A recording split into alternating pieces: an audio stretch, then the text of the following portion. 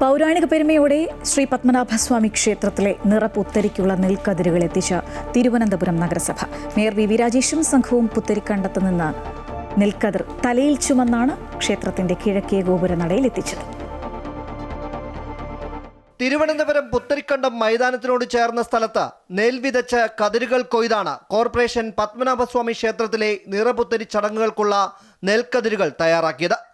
രാവിലെ പുത്തരിക്കണ്ടത്ത് മന്ത്രി K Muraleedharan, CP John എന്നിവരുടെ സാന്നിധ്യത്തിൽ മേയർ വി രാജേഷ് പൗരാണിക ചടങ്ങുകളുടെ ഭാഗമായി നടന്ന നെൽക്കതിർ കൊയ്ത്തിന് നേതൃത്വം നൽകി.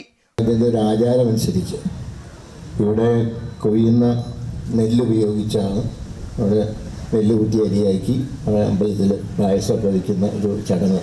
ഇതൊരാചാരമാണ്. തീർച്ചയായിട്ടും കേരളത്തിലെ ഗവൺമെൻറ്റിനെ സംബന്ധിച്ച് ആചാരങ്ങളും അനുഷ്ഠാനങ്ങളും അത് ഏത് മതത്തിൻ്റെ ആണെങ്കിലും പരിപാലിക്കണം എന്നുള്ള കാര്യത്തിൽ ഗവൺമെൻറ് ഇക്കാര്യത്തിൽ വിശ്വാസികളുടെ കൂടെയാണ്. തുടർന്ന് വൈകിട്ടോടെ കൊയ്ത നെൽക്കതിരുകൾ കറ്റകളാക്കി മേയർ വി രാജേഷും സംഘവും തലയിൽ ചുമന്നാണ് ക്ഷേത്ര കിഴക്കേ ഗോപുരനടയിൽ എത്തിച്ചത്. ക്ഷേത്ര പ്രതിനിധികൾ നെൽക്കറ്റകൾ സ്വീകരിച്ചു.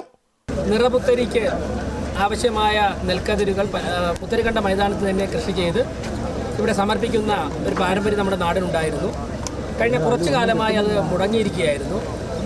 പുതിയ ഭരണസമിതി അധികാരത്തിൽ വന്ന് അടുത്ത മാസം തന്നെ സംസ്ഥാന സർക്കാരിൻ്റെ കൃഷി വകുപ്പുമായി ചേർന്ന് അതിൻ്റെ പ്രവർത്തനങ്ങൾ ആരംഭിച്ചു.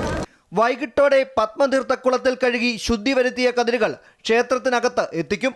3-ാം തീയതിയാണ് നിറപുത്തരി ചടങ്ങുകൾ നടക്കുക. അമൃത ന്യൂസ്, തിരുവനന്തപുരം.